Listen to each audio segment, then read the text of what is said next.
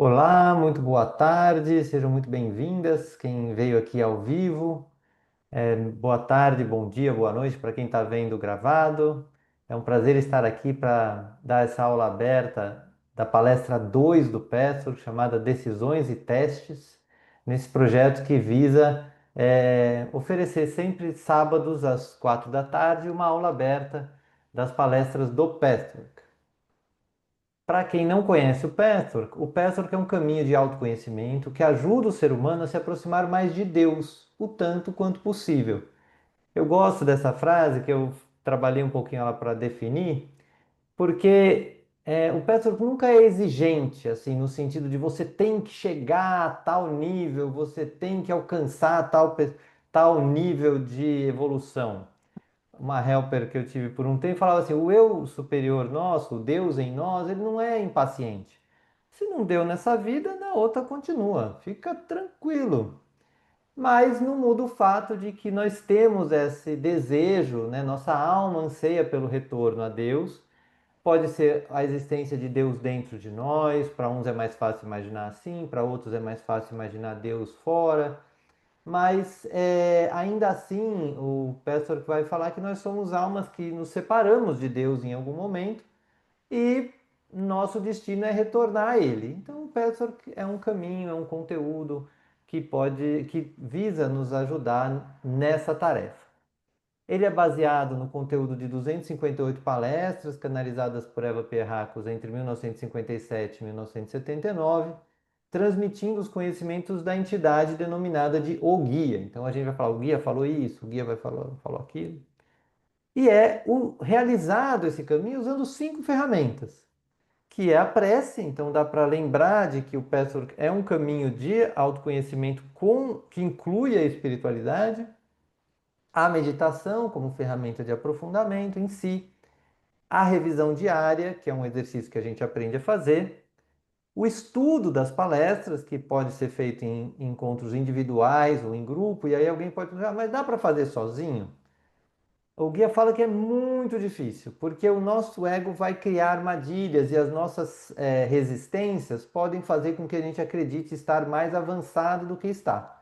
Então, num debate em grupo ou num atendimento individual, o helper pode ajudar você a perceber distorções, alguma coisa que possa estar dificultando o seu crescimento quando você está muito envolto nos seus próprios pensamentos.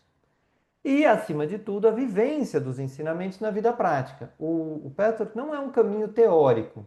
Você aprende muita coisa na palestra, faz meditação, prece, mas são os acontecimentos da vida que são o alimento para esse trabalho. Então, conflitos de relacionamento, felicidade, grandes conquistas, o que quer que aconteça e que você sinta vontade de partilhar, pode ser acolhido num grupo de Petro ou num atendimento de Petro. Alguma dúvida de quem está aqui? Faz sentido? Algo chamou atenção? Não? Está claro. Então, Para mim está claro. tá ótimo. Então, como vai ser nossa dinâmica hoje? Nós vamos ter momentos de prece, meditação, a gente vai fazer trechos da palestra e trazer um pequeno exercício reflexivo. A aula vai ser gravada, então, se alguém quiser compartilhar alguma coisa, compartilhe o que viu na aula, né? Depois a gente vai ter no final um exercício um pouco mais reflexivo, que aí eu vou, quando as pessoas forem convidadas a partilhar, eu vou interromper a gravação. Mas durante a aula, algo chamou atenção, um trecho, ou mesmo o texto que a gente vai ler, vai ouvir, tenta usar. Ah, olha, quando eu li isso aqui, me chamou atenção isso, fiquei com aquela dúvida, porque aqui é uma aula aberta e vai estar sendo gravada e a ideia é não expor ninguém além do necessário. Tudo bem? Se quiser, pode fazer um joinha aí que eu fico sabendo. Bom, e para a gente começar, eu tenho um projeto que eu também crio para a aula, um texto baseado na palestra, para a gente entrar em conexão com a energia da palestra. Esse texto está no YouTube, está no blog, no meu blog, mas eu trouxe ele aqui para a aula para a gente fazer ele como uma escuta reflexiva que já vai colocando a gente em conexão com a energia da palestra. Então, para isso, eu vou convidar vocês a fechar os olhos e vou deixar esse texto rodar aqui para que cada um vá sentindo essa conexão. Olá, seja muito bem-vindo, muito bem-vinda a mais um texto baseado numa palestra do Patrick. Hoje vai ser na palestra 2, Decisões e Testes. Eu sou Heitor Fagundes, eu sou helper de Patrick e convido você a transformar esse momento num momento de introspecção, de reflexão e de contato com algo mais profundo dentro de você. O caminho do Patrick é um caminho muito amoroso que junta profundidade e leveza. E foi isso que eu tentei trazer nesse texto. Veja como ele é para você. Nesse sentido de criar um momento de conexão mais profunda e também com a sua espiritualidade, com o seu Deus interno, que a gente chama de eu superior dentro de nós, eu vou convidar você, antes da gente ler o texto, de fechar um pouquinho os seus olhos, colocar os pés no chão,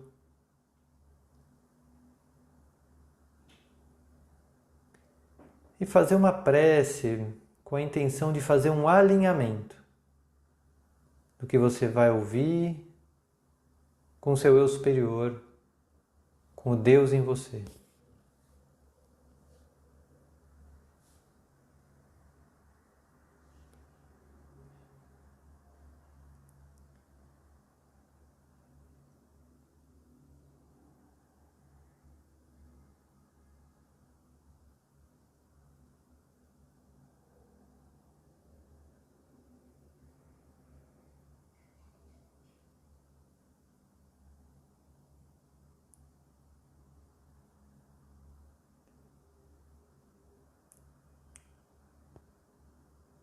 Vai pedindo também ajuda espiritual, reconhecendo que você não precisa fazer nada sozinho e que esse processo de aprofundamento pode ser feito em conjunto com os Espíritos de Deus que amam você.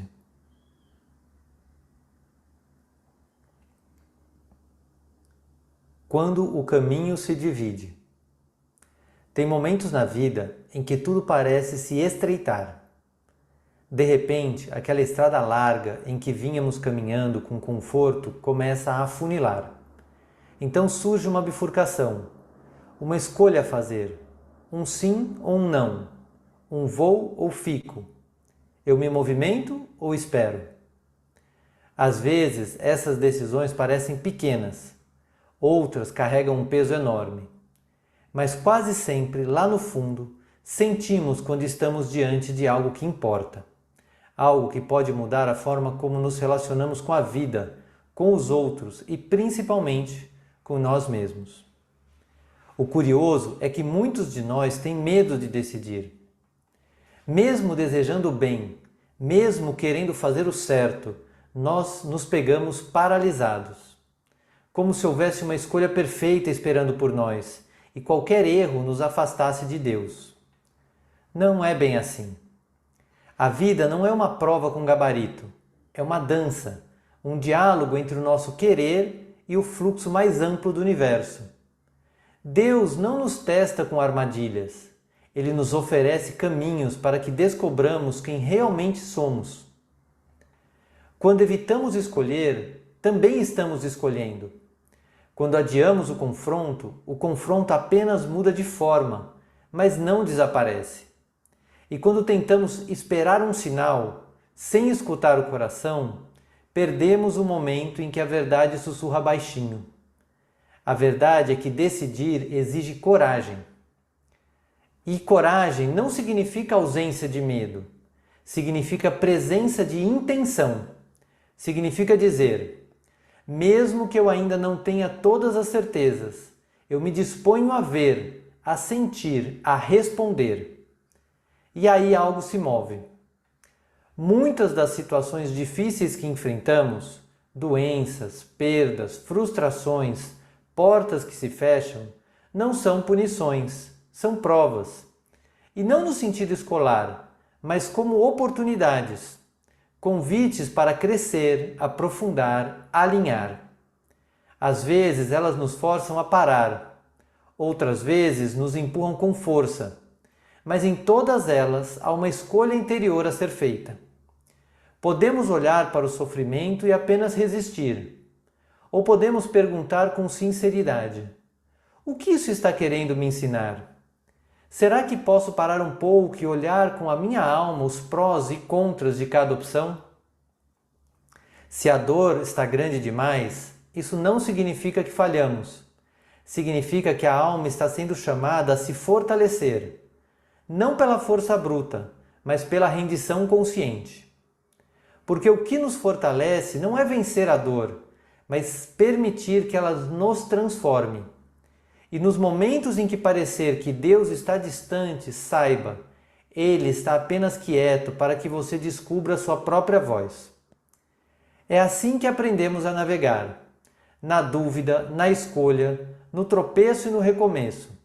E cada vez que fazemos isso com honestidade, o caminho à frente se revela um pouco mais claro. Talvez a escolha mais importante de todas seja essa, a de continuar escolhendo. Baseada na palestra 002 do Pathwork, Decisões e Provas. Veja como você se sente, vai lentamente se dando tempo para respirar um pouquinho nesse trecho, nesse texto.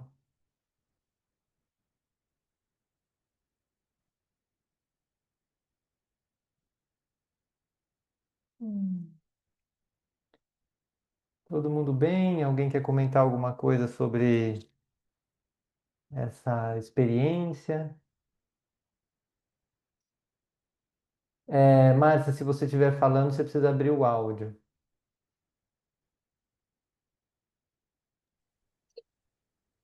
Eu acabei de dizer que é muito forte esse texto Hum, e muito verdadeiro, né? Muito impressionante. Ele me tocou muito, muito mesmo. Quero ouvir de novo.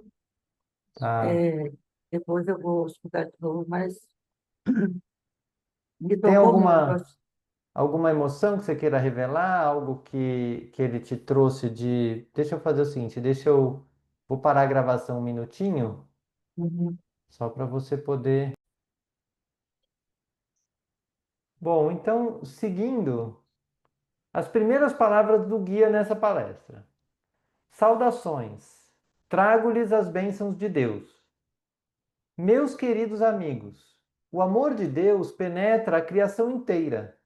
É um campo de energia viva que roda em movimento circular, como tudo o que é espiritual se move em perfeição circular. Todas as criaturas procuram esse campo de energia, consciente ou inconscientemente.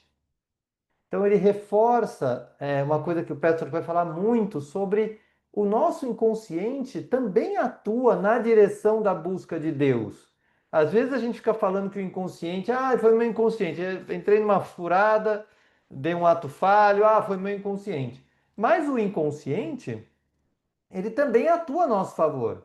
Uma parte de estarmos aqui junto foi consciente e provavelmente uma parte foi inconsciente. E destaca também essa questão do guia sempre trazendo bênçãos, né, como um guia que traz essa consciência divina e essa energia divina para todo o trabalho que ele criou com essas palestras. Algum comentário de vocês? Algo que chama mais atenção? Alguma dúvida? Não? Márcia, não? Paula tá ok?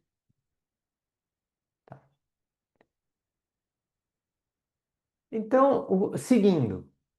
O desejo por esse amor impulsiona, atrai, impele homens e espíritos, e de acordo com seu conhecimento, ele, de acordo com seu conhecimento, ele entenderá esse anseio e, consequentemente, ajustará seus desejos e pensamentos, ou não interpretará esses sentimentos corretamente e agirá com impulsos provocativos, ou incorrerá em erros sem reconhecer o que é essa força propulsora. Mas aquele que já avançou em seu desenvolvimento para compreender o que são esses ainda inexplicáveis sentimentos de ansiedade, ganhou muito, pois também saberá em que direção terá que mover essas correntes de sentimento. E então haverá menos enganos, menos mal-entendidos sobre a energia da alma que foi mal interpretada. Ou seja, ele está dizendo que esse desejo por esse amor, assim, esse anseio por voltar a Deus, por retomar esse contato com o divino, nos impele. Só que tem gente que talvez esteja num nível de ansiedade ou num nível de conhecimento baixo, que pode agir meio por impulso, e se atropelar, faz isso, mais aquilo outro, e às vezes chega numas sinucas ou numas barreiras que fala, meu, por que eu estou parado aqui de novo? Por que eu caí nesse lugar? E às vezes, graças a esse bate e volta, que a pessoa de repente vê, não, eu sei o que é real em mim, ou seja, o meu anseio por esse amor divino, mas eu estou fazendo de um jeito ainda talvez confuso. E lentamente, com o ganho de consciência, o ganho de experiência, a pessoa ajusta os seus desejos e pensamentos para baixar um pouquinho a ansiedade, fala assim: ah, eu fico ansioso quando as coisas não dão certo, vou trabalhar melhor e vou começar a direcionar essa energia de uma forma estruturada, correta e assim por diante. Então, só para vocês terem um pouco da experiência, eu já gravei aulas abertas em ordem variada e depois de um tempo o projeto parou assim. Agora, acho que mais de 1 ou 2 anos depois, eu estou voltando com esse projeto em ordem. Então é um exemplo disso. É um exemplo de que às vezes a gente bate, faz de forma confusa, vê que tá legal, mas não é bem isso ainda e busca um outro modelo que, pelo menos para mim, está me parecendo mais estruturado. E isso a gente faz com várias coisas na vida. Isso traz alguma coisa para vocês? Alguma dúvida, comentários? Se quiser falar, pode abrir o áudio. Não? Vamos em frente. Portanto, precisam se conhecer a si mesmos, devotar tempo a si mesmos, procurar-se e se disciplinar, o que parece ser muito difícil no começo. Precisam revisar tudo o que lhes faz vaidosos e que os iludem e se libertarem disso. Algo especial e diferente para cada um, ainda que muito seja similar ou que seja o mesmo. Quando falamos novamente de progresso espiritual, queremos dizer algo muito individual para cada um. E vocês, meus caros, devem procurar dentro de si mesmos. O que está escondido dentro de mim, onde não reajo conforme a única realidade, isto é, as leis espirituais, mesmo que muito profundo no meu eu interior? Onde me falta clareza sobre as coisas dentro de mim? Então você vê que o guia ele vai nos convidar a perguntas, vai nos convidar a olhar profundamente para dentro de nós. E que o autoconhecimento é exige uma certa disciplina e tempo para si mesmo, que parece a coisa mais rara que as pessoas têm se dado atualmente, é tempo para si. Às vezes porque tem demandas reais, filhos, trabalho, casamento, parceria, namoro, etc. Mas parece que existe dentro das pessoas um hábito de assim, o certo é estar servindo o outro, é estar ocupado com o outro. E o outro, enquanto eu estou ocupado com o outro, estou ok, estou cumprindo a minha missão. E o guia vai convidar de que se você não, nada contra você se dedicar ao outro, mas devotar tempo para si pode ser mais produtivo no sentido de encontrar aqueles lugares ansiosos, aqueles lugares onde a gente se separa de quem a gente realmente é, e com isso ir para o outro. Né? Você vai para o outro sem saber quem você é primeiro. Então, às vezes, fazer esse movimento aonde eu vou para mim, eu me conheço, olha, eu tenho essa capacidade, isso faz bem para mim, eu me centro em mim, descubro o que está escondido em mim, me conheço melhor e vou para o mundo. Então agora eu vou para o mundo de uma forma diferente, com mais consciência de quem eu sou. Isso traz algo para vocês? Alguma dúvida? Se identificaram nesse lugar de estou sempre servindo o outro? 99% do meu tempo é para o outro? Algo assim? Mais você quer falar? Eu me identifiquei, né? Acho que é como você falou, né? Acho que a gente está sempre muito mais, quer dizer, eu, pessoalmente, né? Me acho que passei um grande período da minha vida muito voltada para o outro, né? Para cuidar do outro, para olhar mais para o outro do que para mim, né? Abrindo mão de mim, das minhas coisas, das minhas. Eu deix- passei assim. Agora eu lendo isso aí, né? Eu acho que eu não, embora sou psicóloga, né? Embora fizesse análise, e tudo, terapia, mas eu não. Eu acho que eram os únicos momentos que eu tinha para poder olhar para mim era quando eu estava em terapia, quando eu estava na análise. Mas a vida não é assim, né? A gente, é, são 24 horas que a gente tem no dia, né? Então, é como ele colocou aqui, né? A gente tem que ter tempo para a gente, né? Para olhar para a gente, para mergulhar e, e se questionar e refletir, né? Sobre quem você é, o que você quer, o que, né? Enfim, é isso aí. Eu me identifiquei, sim. Para E mim, interessante que hoje, graças a Deus, o ato de fazer terapia está mais em voga, né? E a gente costuma realmente falar sobre a terapia como um lugar de olhar para si.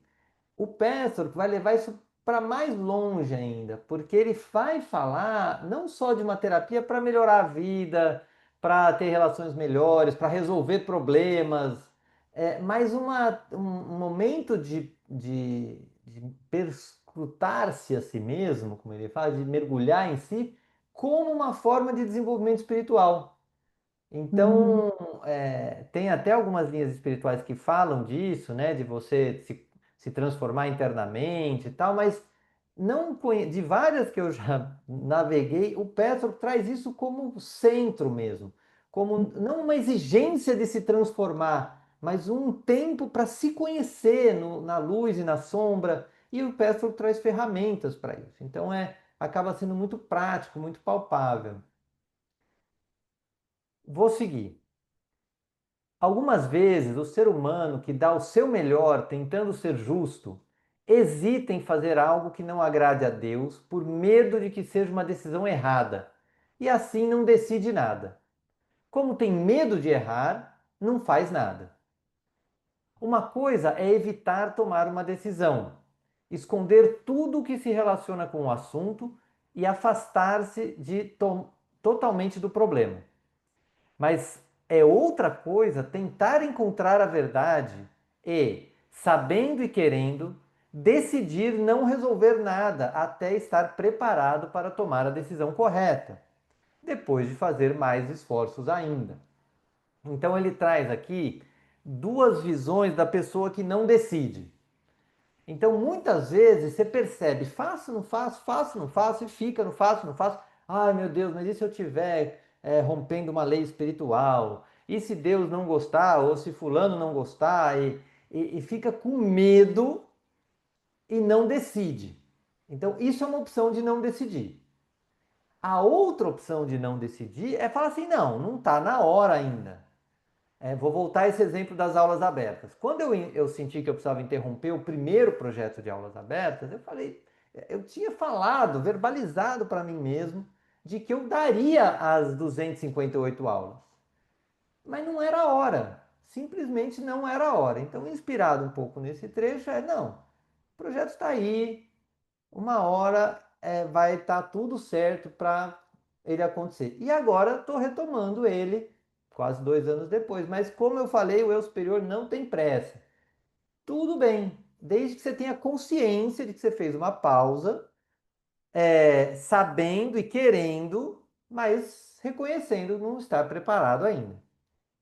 Tá dando para perceber como o Petro, que ele é extremamente acolhedor e pouco exigente no sentido. Ele é muito exigente no sentido de que ele mexe com coisas difíceis. Mas ele não exige, ele sempre traz opções, sempre fala assim: olha, isso aqui é uma forma de olhar, tem outra forma de olhar. E isso é uma vibração que o Petro traz muito fortemente. Comentários, dúvidas? Não? Então, aqui no final da palestra tem perguntas às vezes. Aí alguém perguntou para ele: se o homem vivencia marés baixas e marés altas, as marés baixas são quando parece não haver proteção espiritual? Aí a resposta é: claro, pode ser assim. Quando atravessa um teste, você precisa aprender a conseguir sem a proteção que espera. Então a proteção dá um passo de lado e você é deixado só, parado, digamos, entre as forças divinas e as forças escuras, e tem que suportar o teste de tal modo que haja certo por sua vontade. Só então você poderá ter certeza que dominou as fraquezas que precisaram de tais testes. Eu acho esse trecho muito lindo, assim, como ele põe uma coisa difícil de um jeito simples. Assim, não, é só isso. A espiritualidade de luz, atraída pela sua força mais divina dentro de você, ela às vezes precisa dar um passo de lado para que você sinta que você tem pernas, que você é capaz de decidir. Se você estiver sempre canalizando, sempre trazendo uma informação espiritual de ajuda e decidindo por ela, você não saberia se você tem a capacidade de fazer sozinho. E quando ele fala as forças escuras, quais são as forças escuras? As forças escuras dentro de nós mesmos, que atraem forças escuras de fora. Mas nós temos também dentro de nós os nossos medos, nossas ignorâncias, nossas teimosias, nosso orgulho. Então a gente também é convidado dentro do Pathwork a olhar para isso e ver que a gente dá conta de olhar, ajudado por coisas muito palpáveis, um helper, um texto, um autoestudo, prece, meditação. Então, o pastor vai dizer assim: olha, na dúvida, você não sabe se você está amparado por alguém, pega uma palestra, estuda, volta para si, faz uma meditação. Então, tem como você, com as suas próprias pernas, pegar e fazer o caminho. Óbvio que ele vai falar que pode pedir ajuda espiritual, mas de vez em quando, como ele falou, a proteção dá um passo de lado para te ajudar a fortalecer. Isso traz alguma coisa? Querem comentar? Paula, tá ok?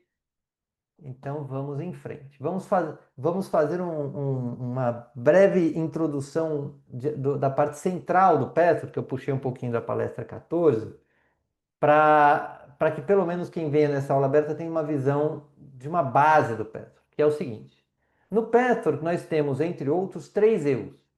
Nós temos um eu maior, que é onde está o nosso amor, nossa alegria, nosso poder pessoal, nossa sabedoria.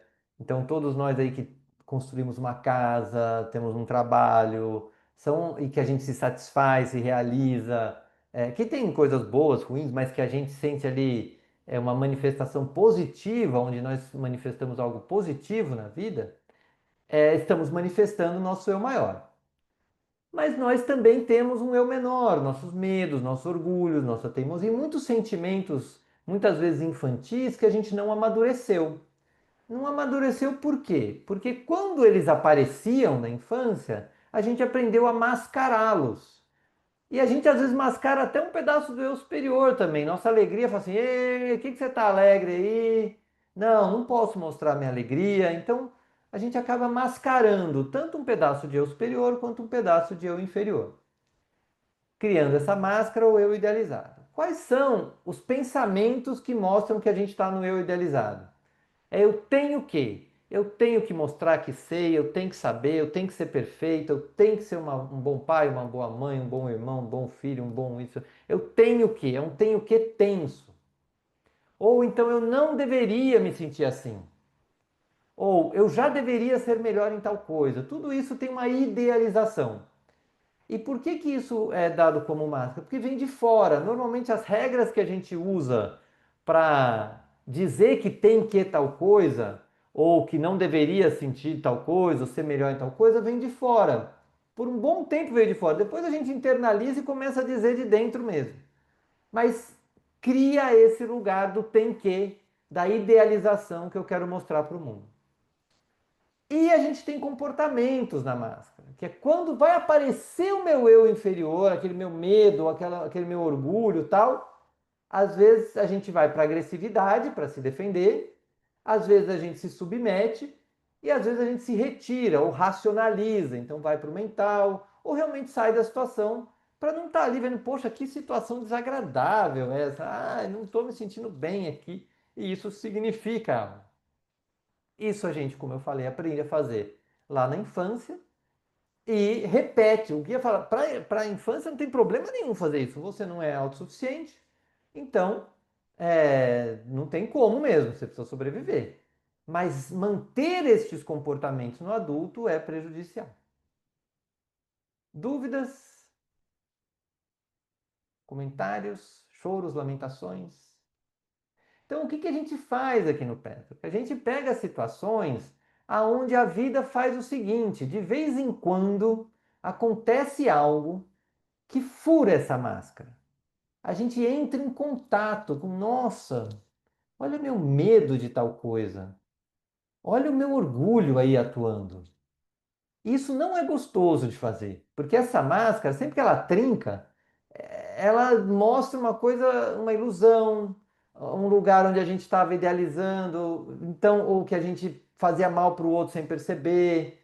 Então, essa dissolução não é agradável, assim, mas não é agradável no começo, mas quando depois a gente vê, nossa, na verdade, eu estava com muito medo naquela situação. Eu sinto esse medo há muito tempo. Aí se torna menos desagradável, porque você reconhece algo que estava ali guardado há muito tempo. E aí você começa a trabalhar isso, e esse pedacinho, por exemplo, diminui de eu inferior. Aí, como o trabalho não para, surge uma outra situação que te convida a ver um outro aspecto do seu eu inferior. E aí você trabalha, agora você não está mais só, você tem conteúdo, tem ferramentas para seguir trabalhando. E aí isso vai acontecendo. Não tem limite, assim, mas cada vez que o eu menor diminui um pouco, aparece mais do eu maior, né? E a máscara diminui um pouco mais. E a máscara também pode diminuir na revelação do eu maior, porque o Petros vai incentivar que se você tem uma qualidade, uma coisa que você sente que é divina em você, que você manifeste. Se vem uma limitação, vem um não posso, não devo, eu tenho que, não sei o quê, a gente também trabalha para que esse eu maior se revele cada vez mais. Comentários, dúvidas, tá claro, confuso, né? Então, assim, essa é a base, 90% do trabalho do Petro está aqui, se não 100%, mas já é trabalho suficiente, assim. E vai funcionando mesmo, porque a gente devagar vai vendo, nossa, eu posso revelar nos lugares certos as minhas emoções, depois eu aprendo a revelar nos lugares mais públicos e vai se trabalhando. A máscara vai diminuindo, diminuindo, até a gente ficar o eu real, tanto quanto possível no eu real. Então, para a gente fazer um pequeno exercício e tentar deixar isso mais palpável, o que eu gostaria de pedir para quem está aqui ao vivo? Que primeiro escolhesse e falasse aqui ao vivo uma qualidade que você sente que é do eu superior. Sabe uma coisa que flui, que você sabe que é? Fala assim, nossa, eu tenho essa qualidade. Qual uma qualidade que vocês têm?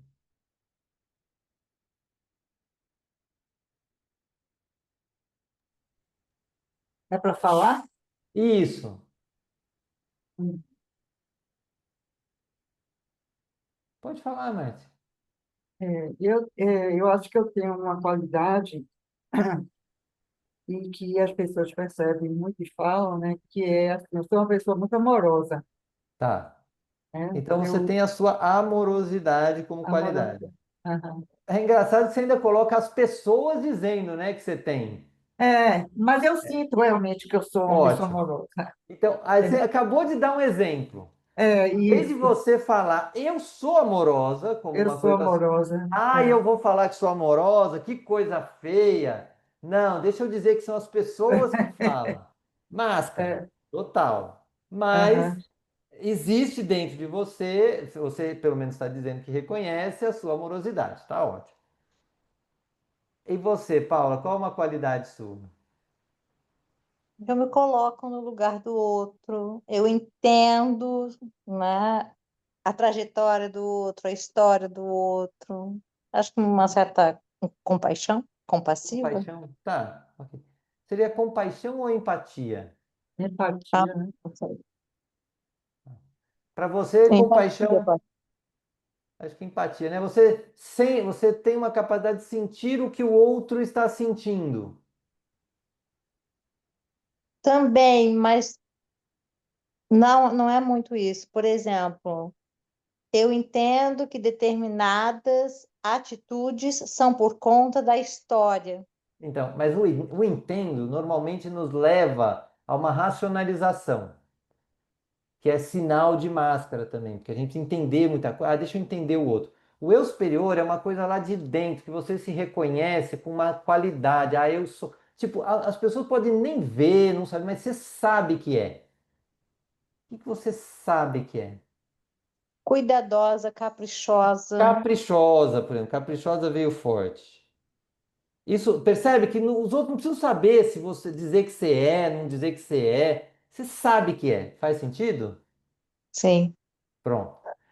Então, já temos duas qualidades, a amorosidade e o capricho. E um tenho que tenso que vocês tenham na vida hoje.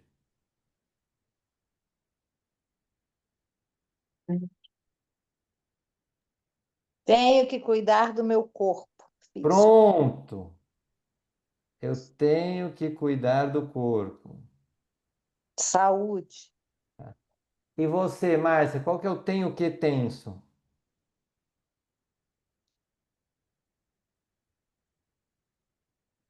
Eu tenho,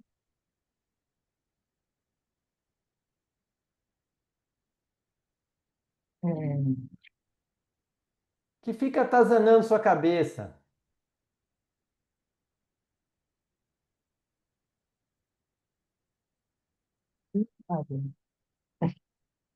eu tenho,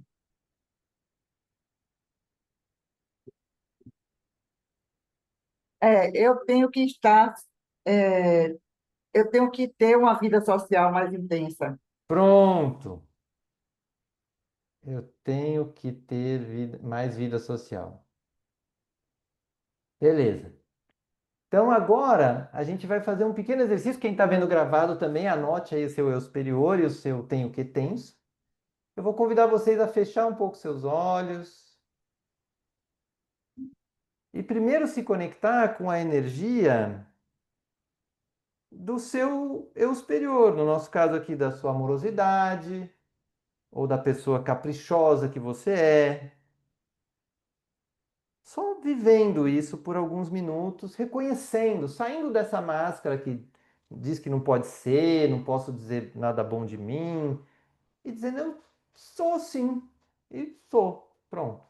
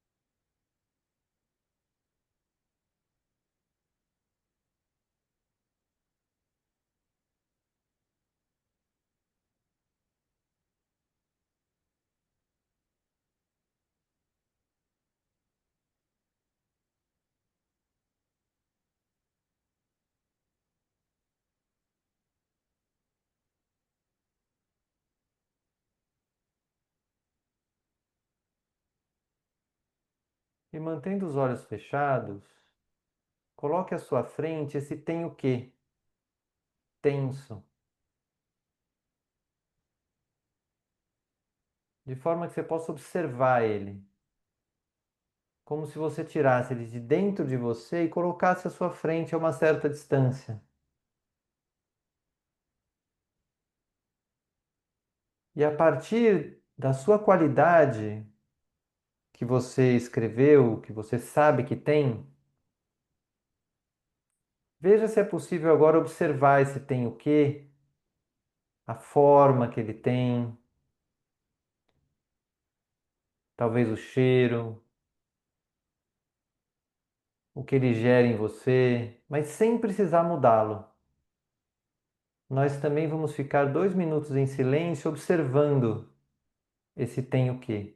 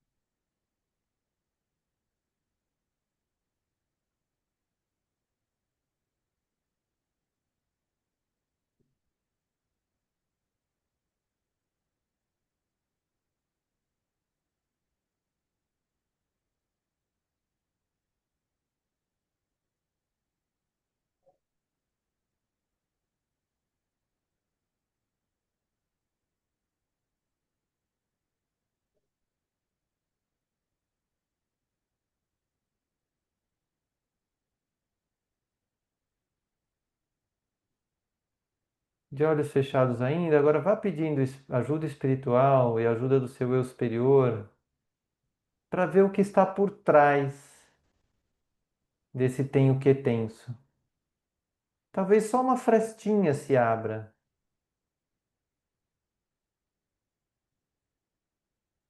mas talvez você sinta dentro de você o que ele está escondendo, afirmando: eu quero saber, eu quero a verdade sobre mim. E nós ficaremos mais 2 minutos em silêncio com esse pedido ao nosso eu superior.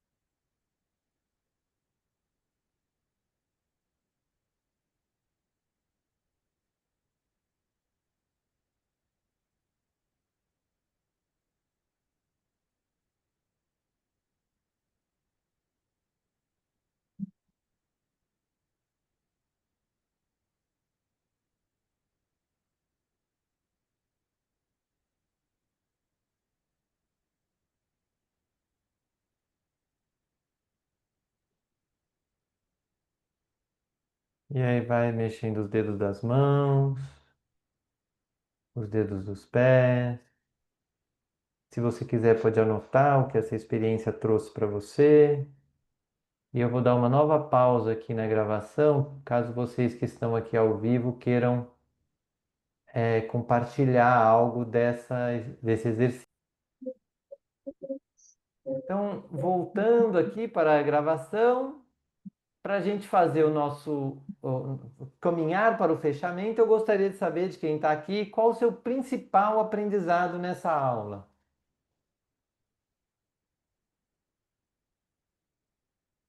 O que que você sente que foi o principal? Para quem está vendo gravado, pode colocar depois nos comentários.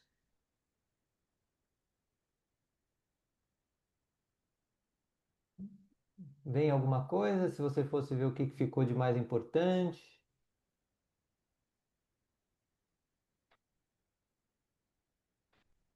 Eu acho assim que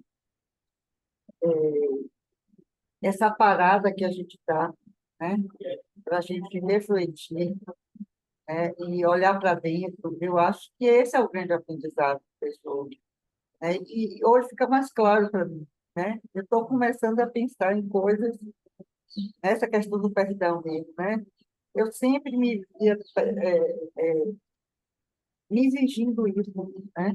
Então, Uhum. assim, essa parada, né, essa reflexão é um grande aprendizado para mim e, assim,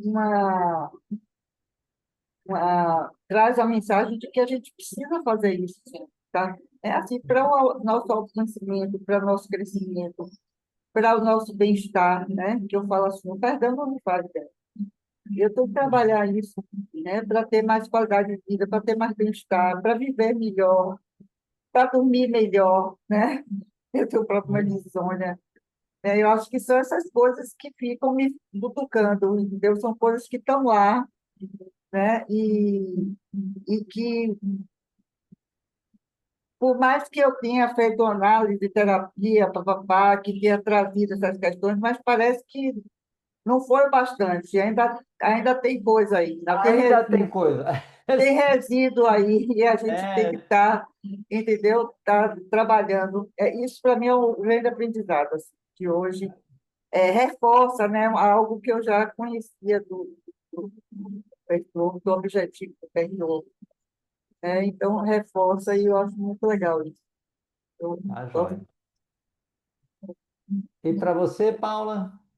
Eu gostei muito da nossa meditação, desse exercício. Foi muito legal, assim, da Uhum. gente se envolver, né? E sentir, né? Como você disse, é sair um pouco do mental e trazer para o corpo, para o que a gente sente. Que bom. Muito bom. Então, para a gente fazer o fechamento aqui com as palavras do guia, eu vou ler esse último trecho que é assim: a morte espiritual é ceder inteiramente às forças escuras, seja consciente ou inconscientemente. É a completa separação do mundo de Deus. Não há somente forças espirituais, mas também seres humanos que se separaram de Deus, que não cabem em suas ordens porque preferem o caminho de menor resistência, de se entregar às suas fraquezas.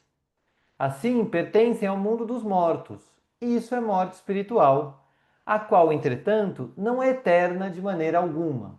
Ou seja, por mais distante que a pessoa esteja de Deus, por mais que distante que cada um de nós estejamos de Deus, quanto mais distante, mais morto espiritualmente a gente está, quanto mais próximo, mais vivo espiritualmente estamos. E por isso esse caminho é uma forma de se aproximar tanto quanto possível de Deus novamente.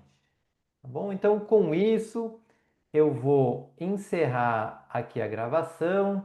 Agradeço quem assistiu ao vivo, assistiu gravado e agradeço a quem veio ao vivo. Aí, com quem está aqui ao vivo, eu já faço, a gente se despede direito. Então, finalizamos assim a aula de hoje.